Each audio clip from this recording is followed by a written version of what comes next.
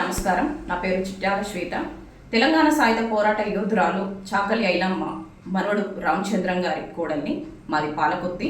చిట్యాల రామచంద్రం గారు పాలకుర్తిలో 22 సంవత్సరాలు సర్పంచ్గా పనిచేశారు. సోమవారం సాయంత్రం సట్ల అంజలి అనే మా రజక జాతి ఆడపడుచు హత్యకు గురి కాబడింది. ఆమె చాలా కార్యక్రమాల్లో కళాకారిణిగా పాల్గొన్న సందర్భాలు ఉన్నవి.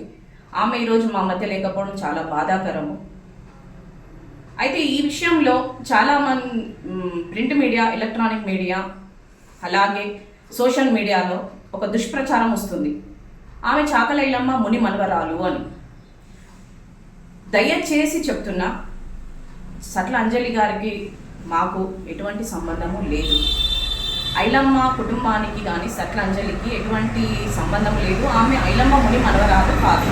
దయచేసి ప్రతి ఒక్కరు ఈ విషయాన్ని సోషల్ మీడియాలో వచ్చిన దాన్ని ఫార్వర్డ్ చేసుకుంటూ కామెంట్స్లలో అంత గొప్ప యోధురాలు కడుపున కుటుంబంలో పుట్టిన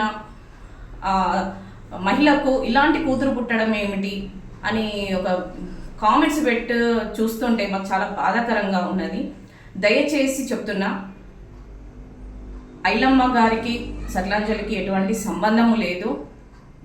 దీన్ని మీరు పబ్లిక్లో ఇలా తీసుకెళ్ళి సమాజంలో ఐలమ్మకున్న పేరు ప్రఖ్యాతలను చెడగొట్టే విధంగా సోషల్ మీడియా కానీ, ఎలక్ట్రానిక్ మీడియా, ప్రింట్ మీడియా వాళ్ళు చేసే దుష్ప్రచారం చూస్తుంటే చాలా బాధాకరంగా ఉన్నది. దయచేసి వీటిని ఇక్కడితో ఆపేయండి. నిజాలు తెలుసుకోండి, నిజాన్ని బయట పెట్టండి, అబద్ధపు ప్రచారాలు చేయకండి. అలాగే సట్ల అంజలి గారి ఆత్మశాంతి జరగాలని భగవంతుణ్ణి ప్రార్థిస్తున్నాను.